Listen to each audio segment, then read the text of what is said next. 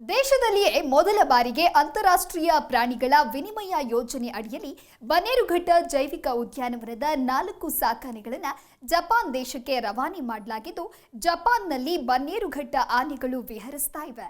ಹಾಗಿದ್ರೆ ಈ ವಿನಿಮಯ ಹೇಗಿತ್ತು ತೋರಿಸ್ತೀವಿ ನೋಡಿ. ದೇಶದಲ್ಲಿಯೇ ಮೊದಲ ಬಾರಿಗೆ ಅಂತಾರಾಷ್ಟ್ರೀಯ ಪ್ರಾಣಿಗಳ ವಿನಿಮಯ. ಜಪಾನಿನ ಹಿಮೇಜಿ ಸೆಂಟ್ರಲ್ ಪಾರ್ಕ್ ತಲುಪಿದ ಸಾಕಾನೆಗಳು. ಬನ್ನೇರುಘಟ್ಟ ಜೈವಿಕ ಉದ್ಯಾನವನದ ಸಾಕಾನೆಗಳ ವಿನಿಮಯ.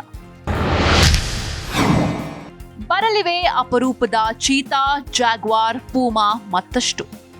ಹೌದು, ಹೀಗೆ ಆಪ್ತ ಸ್ನೇಹಿತನನ್ನ ಬಿಟ್ಟು ಒಲ್ಲದ ಮನಸ್ಸಿನಲ್ಲಿ ಹೊರಟ ಸುರೇಶ್ ಸಾಕಾನೆ ಕೇಜೊಳಗೆ ಹೋಗಲು ಹಠ ಮಾಡಿದ ಗೌರಿ, ಬೇಸರದಲ್ಲಿ ಸಾಕಾನೆಗಳನ್ನ ಕಳುಹಿಸಿಕೊಟ್ಟ ಮಾವುತರು. ಇವೆಲ್ಲವನ್ನ ನೋಡಿದ್ರೆ ಎಂಥವರ ಕಣ್ಣು ಕೂಡ ಒದ್ದೆಯಾಗುತ್ತೆ. ಎಂತಹ ಸಮಯದಲ್ಲೂ ಬಿಟ್ಟಿರಲಾರದೆ ಕಣ್ಣೀರು ಹಾಕುತ್ತಾ ಸಾಗಿದ ಸಾಕಾನೆಗಳು.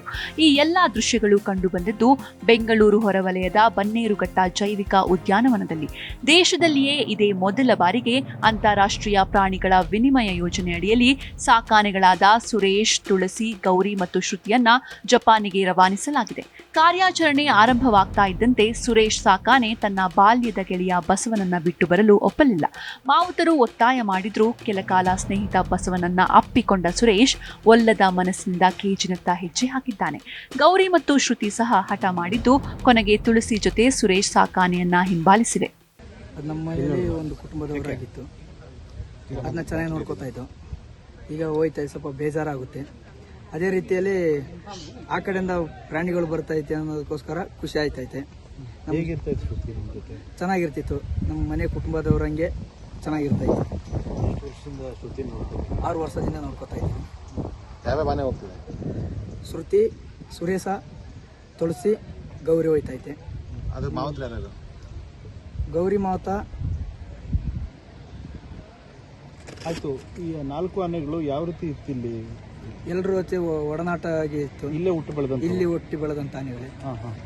ಏನ್ ದಿನನಿತ್ಯ ಏನ್ ಮಾಡ್ತಿದ್ರು? ದಿನನಿತ್ಯ ಕೆಲಸ ಅಂತಂದ್ರೆ ಬೆಳಿಗ್ಗೆ ಹೋಗಿ ಕಾಡಲ್ಲಿ ಆನೆ ತರ್ತಿದ್ವು, ಒಂದು ಆನೆ ತೊಳಿತಿದ್ವು.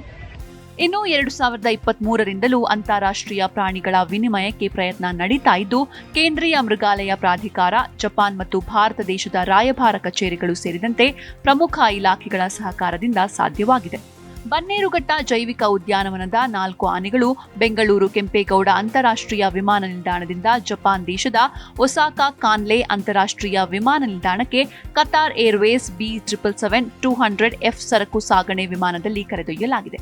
ಸುಮಾರು 8 ತಾಸು ವಿಮಾನ ಪ್ರಯಾಣ ಬಳಿಕ ಅವು ಗಮ್ಯಸ್ಥಾನ ತಲುಪಿವೆ. ಈಗಾಗಲೇ ಕಳೆದ 3 ತಿಂಗಳಿನಿಂದ ಆನೆಗಳಿಗೆ ತರಬೇತಿ ನೀಡಲಾಗಿತ್ತು. ಜಪಾನ್ ದೇಶದಿಂದ ಆಗಮಿಸಿದ ಮಾವುತರಿಗೆ ತರಬೇತಿ ಕೂಡ ನೀಡಲಾಗಿತ್ತು. ಜೊತೆಗೆ ಸಾಕಾನೆಗಳು ಅಲ್ಲಿನ ವಾತಾವರಣಕ್ಕೆ ಒಗ್ಗಿಕೊಳ್ಳುವ ಸಲುವಾಗಿ ಬನ್ನೇರುಘಟ್ಟ ಜೈವಿಕ ಉದ್ಯಾನವನದ 2 ವೈದ್ಯಾಧಿಕಾರಿಗಳು, 4 ಮಾವುತರು, ಓರ್ವ ಮೇಲ್ವಿಚಾರಕ ಮತ್ತು ಜೀವಶಾಸ್ತ್ರಜ್ಞೆ 15 ದಿನಗಳ ಮಟ್ಟಿಗೆ ತೆರಳಿದ್ದು, ಮಾವುತರು ಭಾರದ ಮನಸ್ಸಿನಲ್ಲಿ ಸಾಕಾನೆಗಳನ್ನು ಕಳುಹಿಸಿಕೊಟ್ಟಿದ್ರು.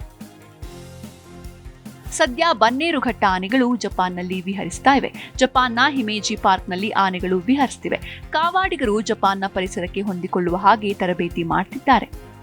ಒಟ್ನಲ್ಲಿ ಬನ್ನೇರುಘಟ್ಟ ಜೈವಿಕ ಉದ್ಯಾನವನಕ್ಕೆ ಸಾಕಾನೆಗಳ ಬದಲಿಗೆ ಕೆಲವೇ ದಿನಗಳಲ್ಲಿ ಅಪರೂಪದ ಚೀತಾ, ಜಾಗ್ವಾರ್, ಪೂಮಾ ಸೇರಿದಂತೆ ಚಿಂಪಾಂಜಿ, ಕ್ಯಾಪುಚಿನ್ ಕೋತಿಗಳ ಆಗಮನವಾಗ್ತಾ ಇದ್ದು, ಪ್ರಾಣಿ ಪ್ರಿಯರು ಅಪರೂಪದ ಪ್ರಾಣಿಗಳನ್ನ ಕಣ್ತುಂಬಿಕೊಳ್ಳುವ ಕಾಲ ದೂರವಿಲ್ಲ. Murthy C, Zee Kannada news, Anekal.